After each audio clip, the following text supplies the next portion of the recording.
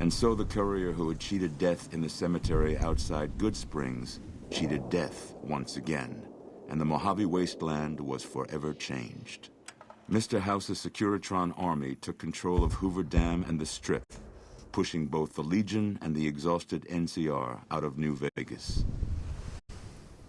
Mr. House continued to run New Vegas his way, a despotic vision of pre-war glory. The streets were orderly, efficient, cold. New Vegas continued to be the sole place in the wasteland where fortunes were won and lost in the blink of an eye. The courier, fair and kind-hearted to those in the wasteland, ensured that Mr. House would keep New Vegas stable and secure for future generations. Mr. House afforded him every luxury at his disposal in the Lucky 38, out of gratitude and a quiet sense of pride for his choice in lieutenants. Though some super mutants in Nightkin continued to journey to the legendary Utopia, they found little trace of its existence. Some eventually found their way to Jacobstown, but many wandered off into the wastes, confused and disheartened. Invigorated by his travels with the courier, Raul once more took up his guns in memory of his lost Rafaela. Soon after, the Mojave was filled with tales of the ghost vaquero who hunts down those who prey on the weak. Mr. House showed little interest on the boomers, who eventually began venturing out to Nellis to meet and trade with travelers. Buried beneath tons of rubble, the Mojave chapter of the Brotherhood of Steel was no more. Those few who were outside the Hidden Valley bunker when it was destroyed settled into new lives, or headed west to find a new chapter to join. Though she'd seen the writing on the wall, the destruction of the Mojave Brotherhood came far more suddenly than Veronica had expected. The news devastated her. Despite her best efforts to leave her past behind, she found herself compelled to make one final journey to Hidden Valley. There, she paid her last respects to the only family she had ever known. Their leaders destroyed by the courier, the fiends scattered throughout the wasteland. Without the organization of Motor Runner, Cook, Violet, and Driver Nephi, they were easy prey. After Mr. House gained control of New Vegas, he sent a Securitron to Good Springs as a token of appreciation for helping the courier. Victor was a mixed blessing, however, as he continually monitored the town for Mr. House. Cass lived to see Hoover Dam in its old world glory, humming with power the likes of which the Mojave had never seen. Vegas burned brighter than ever. Securitrons filled the streets, and Cass's heart skipped, just a little. Her last words were to the dam, and to herself.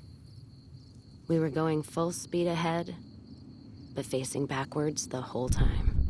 Thanks to the courier and Lily, a cure for the Nightkin's schizophrenia was found shortly after Dr. Henry's experiment concluded. Nightkin and other super mutants in the wasteland flocked to Jacobstown, and the town became known as a haven where a mutant could find peace. Lily continued to take her medicine at half doses, and although she remembered her grandchildren, her mind remained muddled and confused. Eventually, she parted ways with the courier and traveled west, seeking the remnants of her past. Flush with his victory, Mr. House sent Securitrons into Freeside, thinking to increase his control over the area. When fighting broke out, the Kings fought valiantly, but were no match for the armored killing machines, and were wiped out to the last man. After Ray's brain was transplanted into Rex's cybernetic body, it took Rex some time to adjust to the old scrapyard dog's memories. Eventually, Rex's mind settled peacefully, melding his own memories with that of long travels with old Lady Gibson. Shaped up by the courier's advice, the Misfits distinguished themselves during the Legion's attack on Camp Golf. Mags was finally promoted to sergeant, and the rest of the Misfits received an official commendation. They continued to serve with distinction for many years. Though Novak was a low-priority target for the Legion, many of Novak's citizens died in its defense. In the weeks that followed, several bright followers returned to Novak to help restore its defenses, allowing it to remain independent of NCR. After Hoover Dam, the leaderless powder gangers at the correctional facility vanished into the wastes, leaving the prison empty. The correctional facility became another abandoned ruin in the wasteland, its carcass occasionally picked over by enterprising prospectors. After the majority of the Vault 19 powder gangers joined the Great Khans, the weaker members scattered throughout the Mojave wasteland. Though a few managed to erase their past, most never survived the journey. Despite NCR's pledge to support Prim, they abandoned the town after their loss to Mr. House. As repayment for their NCR loyalty, Mr. House sends Securitrons to Prim to protect it and collect heavy taxes from its citizens.